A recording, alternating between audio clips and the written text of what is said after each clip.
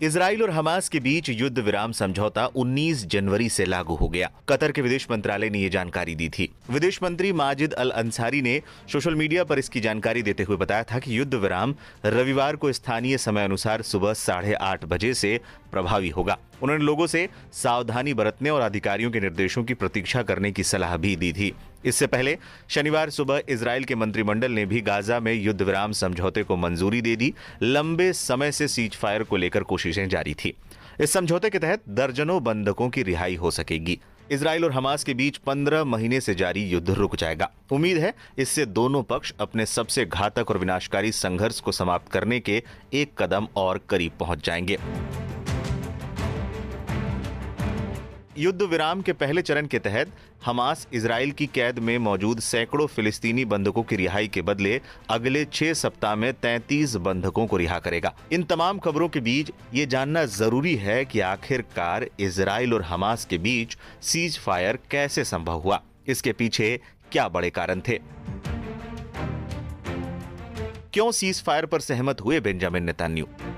ये सवाल इसलिए भी अहम है क्योंकि 8 महीने पहले भी सीज फायर को लेकर इतना ही शोर हुआ था, लेकिन उस वक्त इजराइल के पीएम बेंजामिन नेतन्याहू ने तमाम अंतर्राष्ट्रीय दबावों के बावजूद उस समझौते को मानने से साफ इनकार कर दिया था और कहा था वो युद्ध तब तक नहीं रोकेंगे जब तक वो गाजा क्षेत्र में अपने उद्देश्यों को हासिल नहीं कर लेते। ऐसे में अब सवाल उठता है कि अब आखिर ऐसा क्या हुआ कि नेतन्याहू समझौते के लिए मान गया।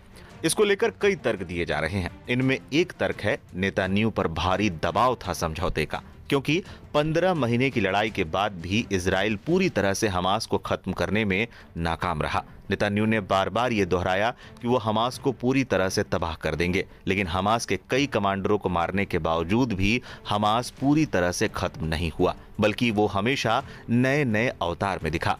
एक रिपोर्ट के मुताबिक अमेरिकी विदेश मंत्री ने हाल ही में कहा था कि हमास ने उतने ही लड़ाके फिर से तैयार कर लिए हैं जितने उसने इस युद्ध में खोए थे।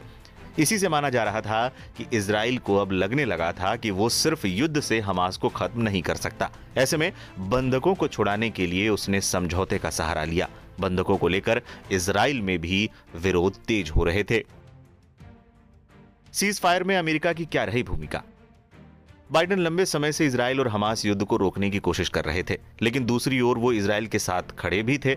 बहुत सारे हथियार इजराइल को अमेरिका ने भेजे थे, लेकिन अब ट्रंप की ताजपोशी से पहले यह समझौता हो गया। दुनिया भर की मीडिया इस समझौते में ट्रंप फैक्टर को भी अहम मान रही है। ट्रंप ने पहले ही कहा था कि अगर उनकी शपथ से पहले इजरायली बंधकों को नहीं छोड़ा गया तो पूरा मिडिल ईस्ट इसकी आग में जलेगा। ट्रंप को इजराइल का समर्थक माना जाता है।